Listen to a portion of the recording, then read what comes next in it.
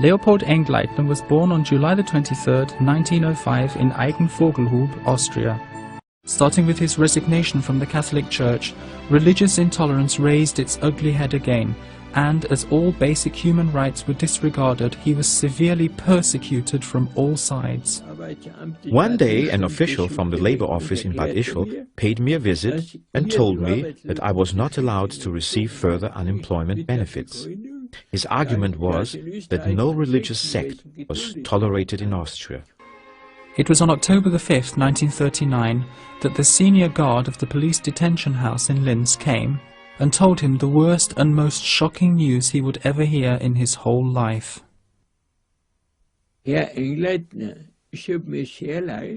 Engleitner, I'm very sorry, but in half an hour you will be transferred to Buchenwald concentration camp by train.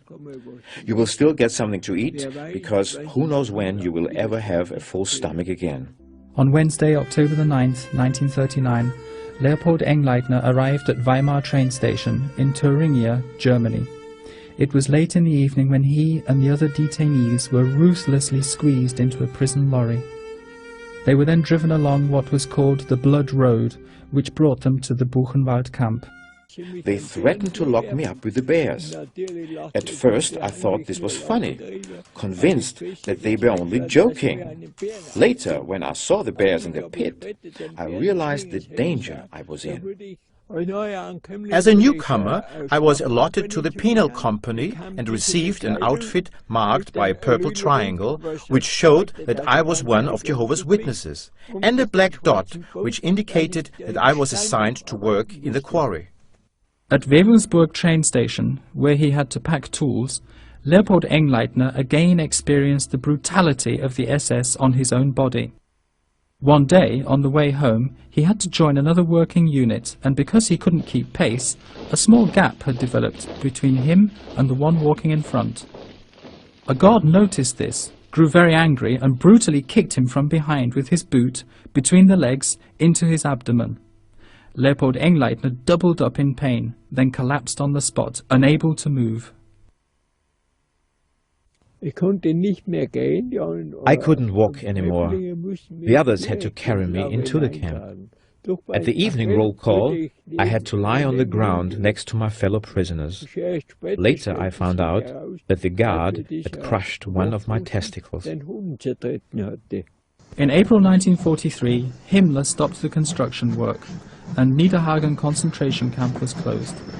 For this reason, Leopold Engleitner was deported to Ravensbrück concentration camp in the spring of 1943. Then I was introduced to the camp medical officer. He asked me, "You are still a Jehovah's Witness?" I said, "Jawohl, Herr Hauptsturmführer." "We are not allowed to release you then, are we?" he remarked. After staring at me for some time, he finally said, "But I tell you what, we are glad to get rid of such a wretched creature as you." In that he was right, since I was covered in ulcers and weighed only 28 kilos. After over 4 years of the most inhuman and brutal treatment, Leopold Engleitner returned home on July 16, 1943. Then, on April 17, 1945, Leopold Engleitner received his call-up papers. Within 6 hours, he had to report to the headquarters in Krumau, Czechoslovakia. Since I was determined not to join this crazy war, I had no choice but to escape into the nearby mountain region. He fled over the Vierlinger Wand into the forests on the southern slope of Leonsberg mountain. He was now a deserter, a conscientious objector, and everyone had the right to shoot him.